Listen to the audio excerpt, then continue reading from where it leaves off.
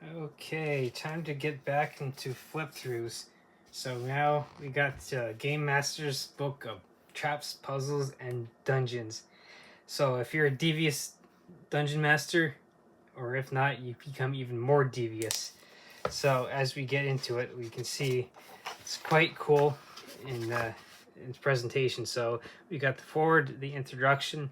We got 3 one-shot adventures. We got traps, painful, deadly traps, disruptive traps, complex traps. We got puzzles. So for those players that always get stuck at a door, trying to figure out the puzzle of the door, here's even different ones. Plus, we got like a ton of different dungeon chambers. So as we go through this, we got, like I said, the forward, and then kind of like the introduction. So here's the forward, like here, and like the introduction, and then and it kind of tells you what all this book is all about. And then we get into the 3 one-shots. Now, we start off with the Spire and the Scarab at page 12. So you can see this one is from like level 1 to 5. And then flip to 28. I'm not actually going to go through these adventures. This one's 6 to 10. 44. And then you can see this one is 7 to 12. So this way you can, in a sense, use this to get these 3, like, in a sense, one-shots to get people up to level 12. So now we flip all the way to the traps and everything. So painful, deadly, disruptive, and complex.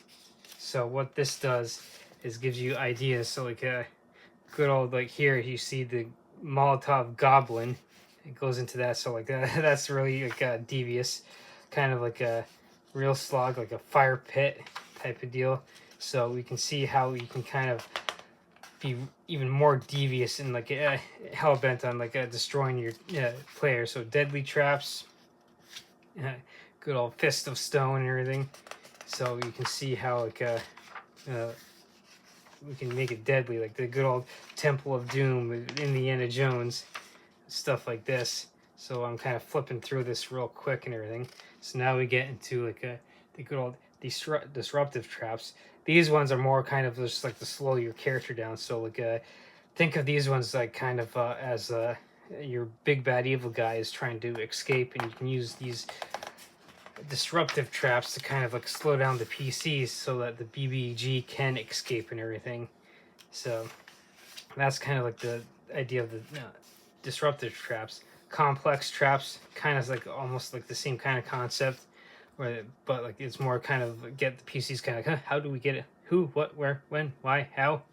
How do we get out of this and everything? So that's like this last one, the complex ones, and then of course, as you can see, we finally get into puzzles. So, like they said, with the characters that are always confused when they get up to the door and they spend an hour trying to figure out, like, well, do we, is it locked? Is it this? Is it trapped? How do we get through this? Make them think even more of like rhymes, riddles, ciphers, and gateway puzzles. So it gives you like the DM like all different types of like different riddles you can use. Think of like Gollum and Bilbo in Gollum's cave when they first meet. So then we get into like ciphers. You can kind of use like something like that, like tables and stuff, to kind of like to perplex your PCs and everything.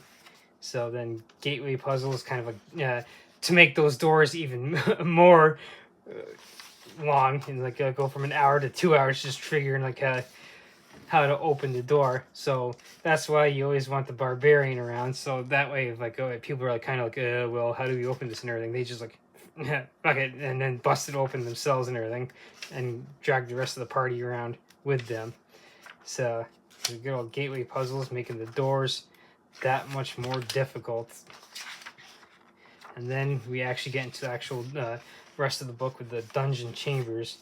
And so like you can see kind of like an introduction word about dungeons, and it gives you like different dungeon ideas, like the Tower of Hope, the Holding Cells.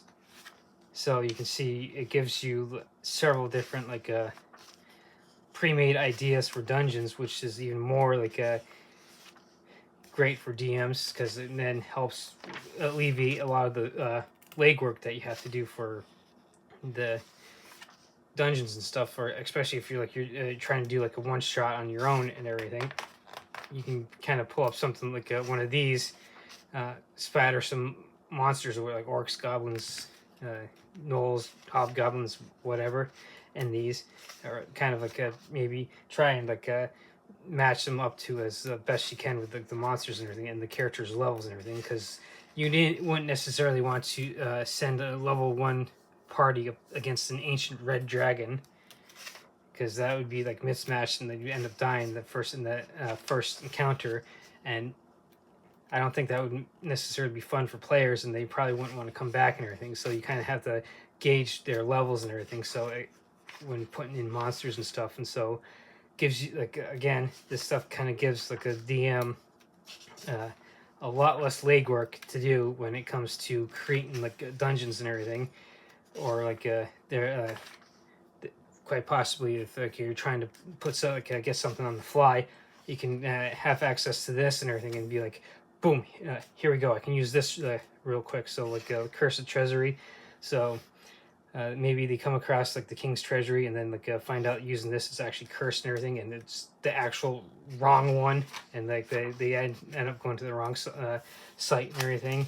So that's the great thing about these, is it gives you a ton of pre-made stuff, that it removes a lot of the guesswork and the kind of legwork that you have to do as a DM.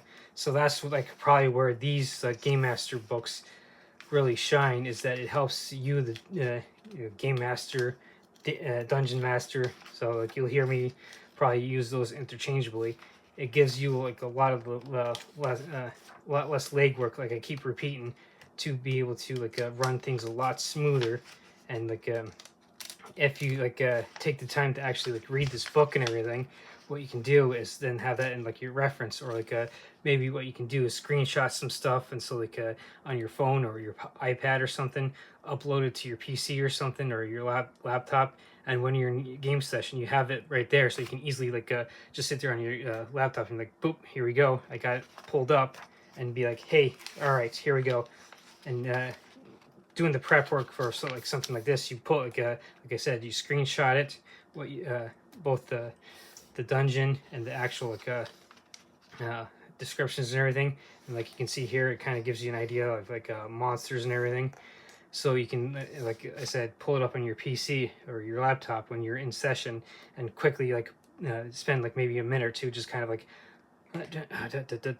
there we go, boom, and pull it up and everything. So in that way you're not wasting time trying to draw up a map, or let's see here, I'm going to the old school way of drawing stuff and kind of making up stuff on the fly, and take that much longer, and you kind of have to think, well, let me see, I have to with stuff like this, it pretty much, as I said, helps move the game along, and it's going to quite possibly lead to a better experience, because if you're sitting there as a DM kind of trying to figure stuff up on the fly, and you haven't done your prep work, chances are players and people aren't probably going to be coming back, or they're not going to have as much fun.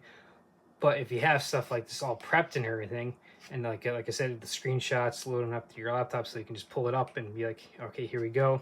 And then if you are using a table, and you can use old school, where you're drawing it out, it's you have this in reference on your laptop or whatever, and then it'll help. Again, I'm going to reiterate, it's going to help smooth things, run things a lot smoother.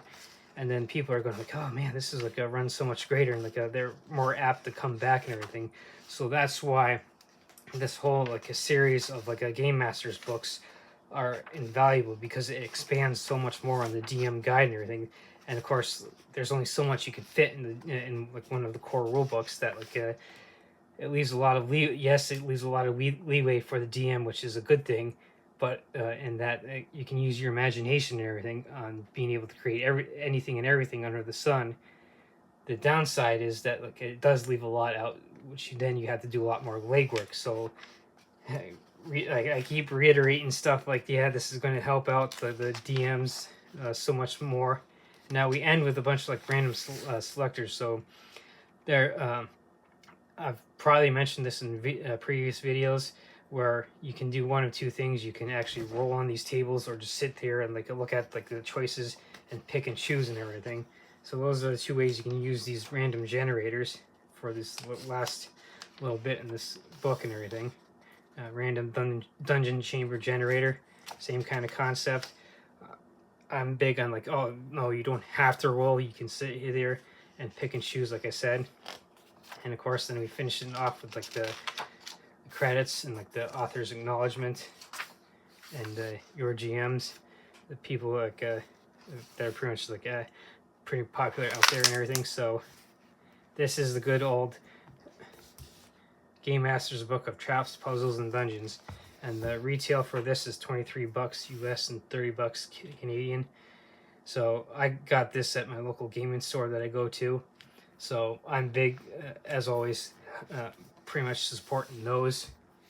You probably can get those on this on Amazon or other places like eBay or something. But like I'm always going to point people like go to your local gaming store to get something like this, because chances are you're not only going to be able to get like physical copies of books like this, you'll be able to, in a sense, connect with other people. Like you might be looking for a group for D&D, or like you might want to like start branching out into other groups like Pathfinder, Starfinder, or any of the other number of like the TTRPGs that I've gone over in previous videos.